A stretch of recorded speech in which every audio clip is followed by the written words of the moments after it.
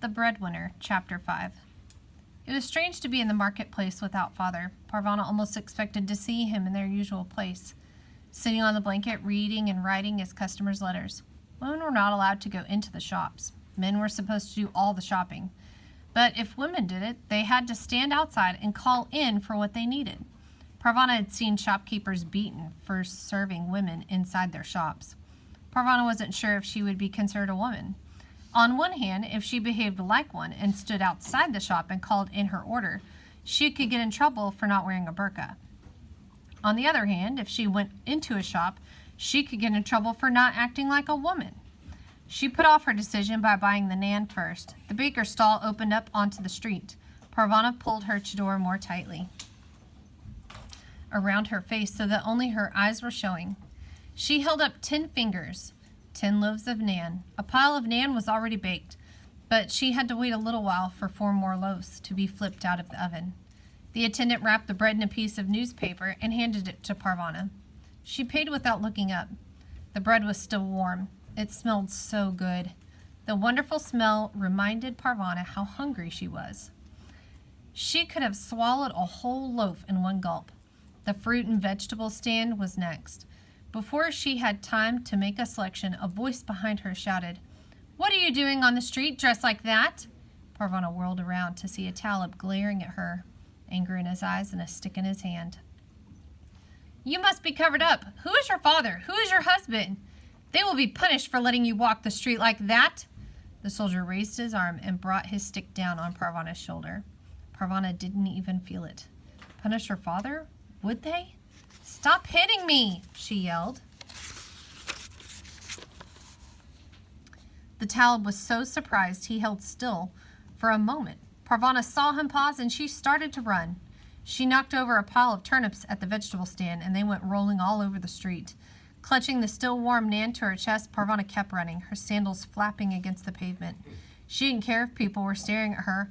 All she wanted was to get as far away from the soldier as she could, as fast as her legs could carry her. She was so anxious to get home, she ran right into a woman carrying a child. "Is that Parvana?" Parvana tried to get away, but the woman had a firm grip on her arm. "It is Parvana! What kind of a way is that to carry bread?" The voice behind the burqa was familiar, but Parvana couldn't remember who it belonged to. "Speak up, girl. Don't stand there with your mouth open as though you were a fish in the market. Speak up." "Mrs. Weira? Oh, that's right. My face is covered. I keep forgetting. Now, why are you running, and why are you crushing that perfectly good bread?" Parvana started to cry. "The Taliban, one of the soldiers, he was chasing me." "Dry your tears. Under such a circumstance, running was a very sensible thing to do. I always thought you had the makings of a sensible girl, and you've just proven me right. Good for you. You've outrun the Taliban. Where are you going with all that bread?" "Home. I'm almost there." "We'll go together. I've been meaning to call on your mother for some time. We need a magazine, and your mother is just the person to get it going for us. Mother doesn't write anymore. I don't think she'll want company." "Nonsense. Let's go." Mrs. Weira had been in the Afghan Women's Union with Mother. She was so sure that Mother wouldn't mind her dropping in that Parvana obediently led the way. "And stop squeezing that bread. It's not going to suddenly jump out of your arms." When they were almost at the top step, Parvana turned to Mrs. Weira. "About Mother. She's not been well." "Then it's a good thing I'm stopping by to take care of her." Parvana gave up. They reached the apartment door and went inside. Noria saw only Parvana at first. She took the naan from her. "Is this all you bought? Where's the rice? Where's the tea? How are we supposed to manage with just this?" "Don't be too hard on her. She was chased out of the market before she could complete her shopping." Mrs. Weira stepped into the room and took off her burqa. "Mrs. Weira!" Noria exclaimed. Relief washed over her face. Here was someone who could take charge, who could take some of the responsibility off her shoulders. Mrs. Weira placed the child she'd been carrying down onto the mat beside Ali. The 2 toddlers eyed each other warily. Mrs. Weira was a tall woman. Her hair was white. Her body was strong. She had been a physical education teacher before the Taliban made her leave her job. "What in the world is going on here?"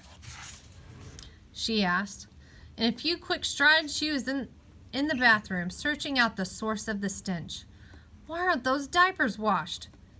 We're out of water, Nora explained. We've been afraid to go out. You're not afraid, are you, Parvana?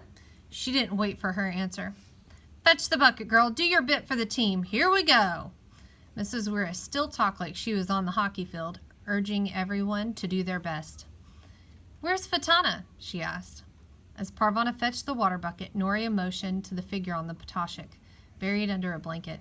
Mother moaned and tried to huddle down even further. She's sleeping, Noria said. How long has she been like this? 4 days. Where's your father? Arrested. Ah, I see. She caught sight of Parvana holding the empty bucket. Are you waiting for it to rain inside your bucket so your bucket will fill itself? Off you go. Parvana went.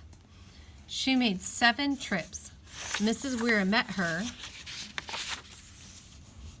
outside the apartment at the top of the steps and took the first 2 buckets from her, emptied them inside, and brought back the empty bucket. We're getting your mother cleaned up, and she doesn't need another pair of eyes on her. After that, Parvana carried the water inside to the water tank as usual. Mrs. Weir had gotten Mother up and washed. Mother didn't seem to notice Parvana. She kept hauling water. Her arms were sore, and the blisters on her feet started to bleed again. But she didn't think about that. She fetched water because her family needed it, because her father would have expected her to. Now that Mrs. Weir was there and her mother was up, things were going to get easier, and she would do her part. Out the door, down the steps, down the street to the tap, then back again, stopping now and then to rest and change carrying arms. After the 7th trip, Mrs. Weir stopped her. You filled the tank and the wash basin, and there's a full bucket to spare. That's enough for now. Parvana was dizzy from doing all the exercise with no food and nothing to drink. She wanted some water right away. What are you doing? Noria asked as Parvana filled a cup from the tank. You know it has to be boiled first. Unboiled water made you sick, but Parvana was so thirsty she didn't care. She wanted to drink and raised the cup to her lips. Noria snatched it from her hands. You are the stupidest girl. All we need now is for you to get sick. How could anyone so stupid end up as my sister? That's no way to keep up team spirit, Mrs. Weir said. Noria, why don't you get the little ones washed up for dinner? Use cold water. We'll let this first batch of boiled water be for drinking. Parvana went out into the larger room and sat down. Mother was sitting up. She had put on clean clothes. Her hair was brushed and tied back.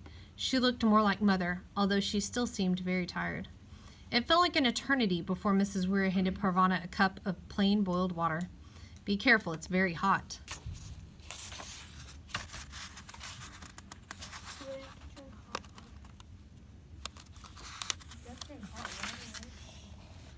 As soon as she could, she drank the water. Get another cup and drink that. And drank that too.